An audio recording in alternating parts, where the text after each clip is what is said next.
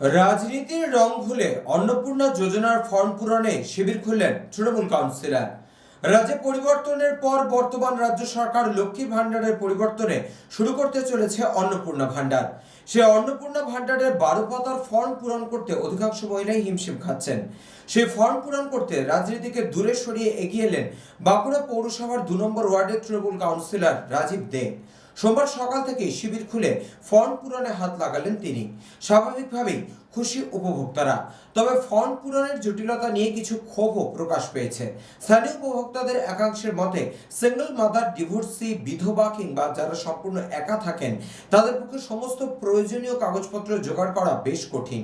তাই এই বিশেষ শ্রেণীর মানুষদের ক্ষেত্রে নথিপত্র জমা দেওয়ার বিষয়ে কিছুটা ছাড় দেওয়া হলে তারা আরও বেশি উপকৃত হতেন। জনপ্রতিনিধি হিসেবে নিজের কর্তব্য পালন করতেই এই উদ্যোগ, এমনটাই দাবি কাউন্সিলর রাজীব দে। তিনি জানান, রাজনীতির রং দূরে সরিয়ে একজন জনপ্রতিনিধি হিসেবে মানুষের পাশে থাকাটাই আমার প্রধান কাজ। তৃণমূল কাউন্সিলরের এই উদ্যোগকে সাধুবাদ জানিয়েছেন বিরোধী শিবিরও। এ বিষয়ে প্রতিক্রিয়া দিতে গিয়ে বিজেপির রাজ্য কমিটির সদস্য সৌগত পাত্র জানান, এ ঘটনায় বিতর্কের কোনো জায়গা নেই। একজন জনপ্রতিনিধি হিসেবে রাজীব দে অত্যন্ত সঠিক এবং আমরা জনপ্রতিনিধি, মানুষের এলাকার মানুষের সাহায্যে এলাকার মানুষ যাতে ফর্মটা ঠিকঠাক ফিল আপ করতে পারে, এটা আমাদের একটা নৈতিক দায়িত্ব এবং কর্তব্যের মধ্যে পড়ে।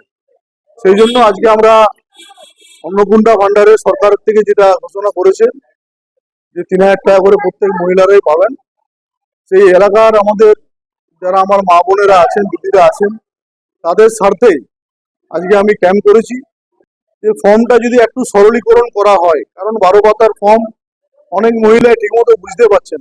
যেমন একটা জিনিস, রেশন কার্ডের আইডি নাম্বার না থাকলে ফর্মটা ইনভ্যালিড হয়ে যেতে পারে। অনেক কিছু বিষয় আছে, ঘরের দলিল। কারণ আমি নিজের এলাকাতে বলতে পারি যে আমাদের এই এলাকাতে সব থেকে পুরনো ওয়ার্ড, তো অনেক মানুষের বাড়ির কাগজপত্র দলিল নেই। সেই ক্ষেত্রে কি করবে, সেটাও একটু সরকারের কাছে অনুরোধ করবো, আবেদন জানাবো যাতে এটা একটু।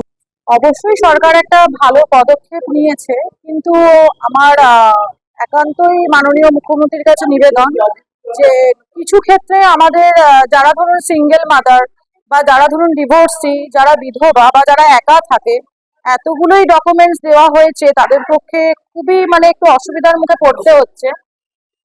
আপনি অবশ্যই সবার জন্য ভালো চিন্তা ভাবনা করেই এই ডিসিশনটা নিয়েছেন।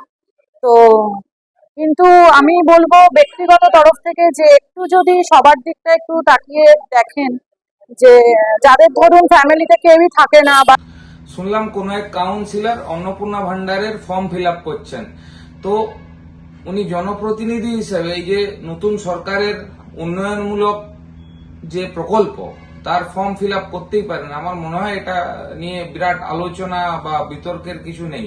যতদিন উনি জনপ্রতিনিধি আছেন, যে দলেরই হোক, সমস্ত মানুষকে পরিষেবা দেওয়া ওনার কর্তব্য।